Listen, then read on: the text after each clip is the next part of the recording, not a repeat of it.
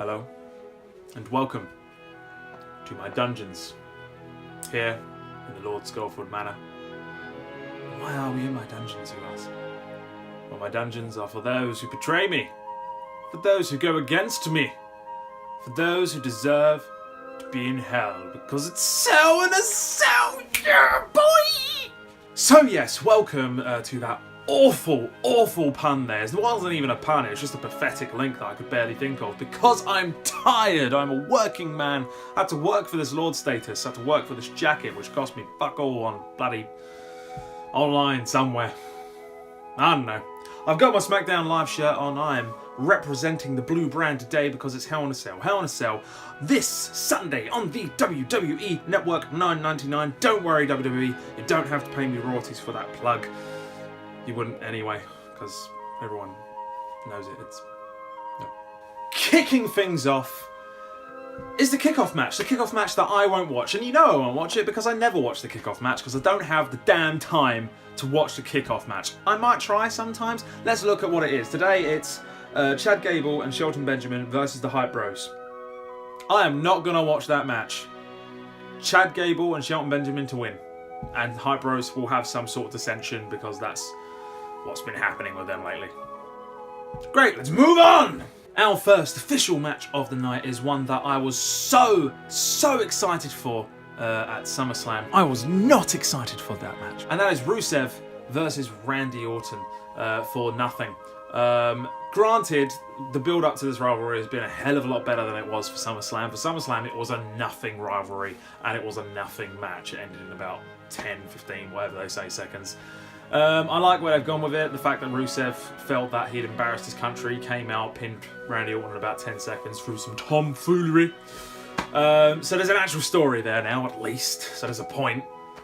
Do I care? No. Is it going to be alright? Probably. I don't know. I genuinely don't know who's going to win. I want to say Rusev. I'm going to stick with Rusev because I said Rusev at SummerSlam and I got it wrong. So at some point I've got to be right. Like, surely. Like, is Rusev probably going to win? No, is Rusev going to win? Probably not. So why am I going for Rusev? Because I like Rusev. Matchka. Next up is Bobby Roode versus Dolph Ziggler. Dolph Ziggler, the man trying to find a gimmick, quite literally, in his hatred for all things gimmicky. It seems to be his thing at the minute, taking the piss out of every single star you can think of. Have had a successful career because of their gimmick, or part of their gimmick. I don't know, something like that. And Bobby Roode is gimmicky as fuck. Mainly because he comes out, he does his glorious thing, and he spins. You get the idea. So yeah, it should be a great match, to be honest. I mean, I'm not expecting anything less. But then again, I can see how it might not live up to any sort of expectation, because I think Bobby Roode's matches in NXT, they were good matches, but there was nothing I would point at and go, God, that was a great match, kind of thing. So yeah, I don't know what to expect from this one. I'm going to go with Bobby Roode, seeing as he's, you know, they have some sort of sensible booking, you know, he's the guy to push forward. Maybe he wins via disqualification because of some frustration with Ziggler, some sort of tomfoolery. He wins one way or another, be it pinfall, submission, DQ, whatever, he wins. Alright, move on. United States Championship match between AJ Styles and Baron Corbin. Who, Baron Corbin, God, they just love shitting on him, don't they? Like, the guy's just been crapped all over. He lost to John Cena, like, quite convincingly at SummerSlam. And ever since he's been going for the US title, they've just been crapping on him more. He lost to Ty Dillinger. AJ Styles came out and ripped him a new one. And it's like, yeah, it's a bit weird already, isn't it? Again, not particularly, like, I'm not convinced as to who's definitely going to win or not. It's very easy to go with AJ Styles, but then again, part of me thinks Baron Corbin's going to win it. All this shitting on him, and he's actually going to win the US title, I reckon. So yeah, I'm going to take a risk. I'm going to take a risk. I'll take a risk. He's going to win. Baron Corbin's going to win. Yeah, sure, whatever.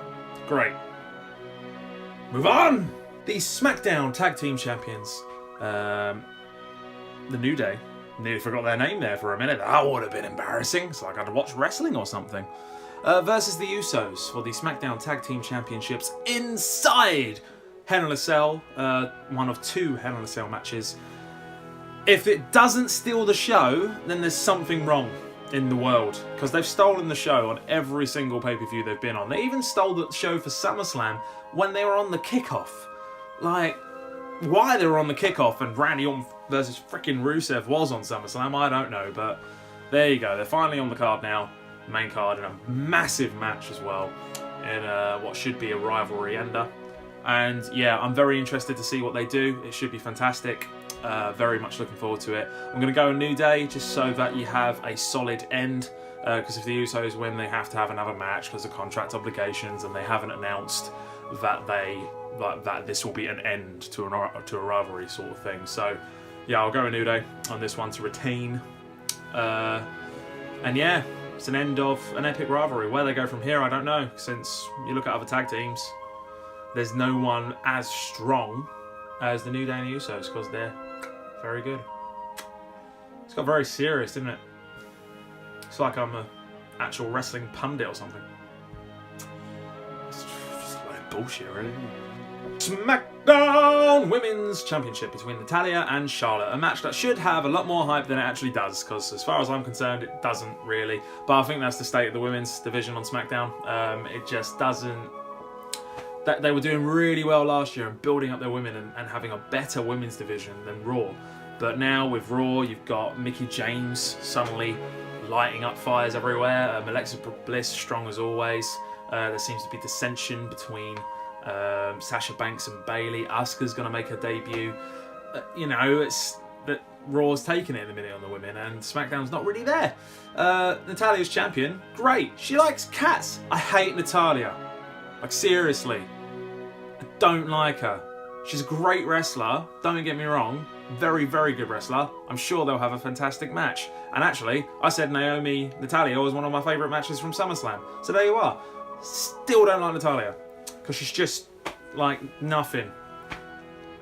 My uncle was Bret Hart. I like cats. TJ? No.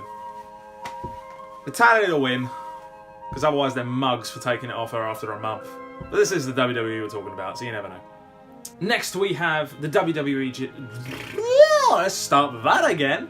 The WWE Championship match between Jinder Mahal and Shinsuke Nakamura in one of the worst build-ups to a match I've ever seen. Because the build to this match has literally been Jinder Mahal coming up, taking the piss out of Shinsuke Nakamura for his faces. And it's like, just like this. With the worst fake laugh in the world. Literally, it was this, like...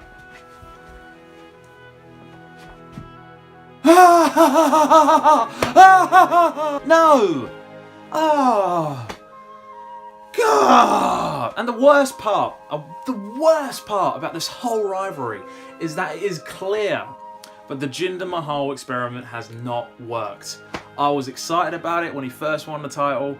It's not worked. He is still champion now. He hasn't had a match that I would deem a great match. It's all been pretty average. Even with Shinsuke Nakamura at SummerSlam, they went with the tired idea of the Singh brothers coming in and attacking again for another title match. Like, they keep going to that well, and I feel like they're gonna do that again. And it sucks for Shinsuke because Shinsuke's amazing. But I kind of don't want him to win the WWE title from Jinder because I don't think it will mean as much because Jinder's been a weak champion. And so you get Shinsuke to win it, it will mean nowhere near as much as if he won it off, we'll say Brock Lesnar because he's the Universal Champ. Brock Lesnar's the Universal Champion! And you have Jinder! And he's not. Jinder to win through some sort of tomfoolery. He'll retain somehow. Part of me wants this rivalry to end, let Shinsuke move on to something else, and rebuild his just aura, really, because I don't think... I think this is hurting Shinsuke, this rivalry, and I don't like it. I want them to take the title off Jinder. I don't think it's going to happen because they got an Indian tour coming up, and this would have been a massive waste of time if Jinder wasn't the champion when they went to fucking India. God, I'm so mad! I'm going to move on to the real main event, the one that should be fantastic, which is the Hell in a Cell match between Shane McMahon and Kevin Owens. This is how you build a star. Kevin Owens already was a star, but now he's reaching monumental levels of star. And it's been fantastic. He headbutted Vince McMahon in the head. Like, genuinely headbutted Vince McMahon in the head. And it was awesome. And now they're having a match. If you watch the promo video that they put out on SmackDown, it was fantastic. And then the end of SmackDown as well, when Kevin Owens just tore Shane McMahon a new one. Yeah, this should be excellent. The last Hell in a Cell match for Kevin Owens was great. It had some very imaginative spots with the table going into the cell. I expect to see the same. Adding the Falls Count Anywhere stipulation, little bit weird. It's a Hell in a Cell match, it's meant to be contained, but it makes it more obvious that they are going to go outside the cell, since, to be honest, that's what fans want. Like, for so many years they didn't go outside the cell, and people love it when they go outside the cell, so they seem to be going towards that, or often, especially after Shane jumped off the top of the freaking thing, you know, of course they're going to go out the cell. So yeah, I think, if anything, if they do go outside the cell, the Falls Count Anywhere stipulation helps it, mainly because of if they do anything, like any stupid jumps and stuff like that, they can capitalise on that immediately, rather than have to wait to, he's got to roll him back in the ring. Yeah, Kevin Owens to win. Shane ain't gonna win. They're not gonna have, like, yeah, Kevin Owens. And then what they do after this, I don't know. That's Hell in a Cell. I'm gonna go drink a beer because I'm tired and had to do a stupid video. I might not be able to do a review video. I'll see if I can, just because I'm not gonna lie to you, I might not have time to watch Hell in a Cell in time. Putting it out there. I'm sorry. I have a life. Now get out of my dungeon. I'll get out of my dungeon. It freaking stinks down here. Jesus.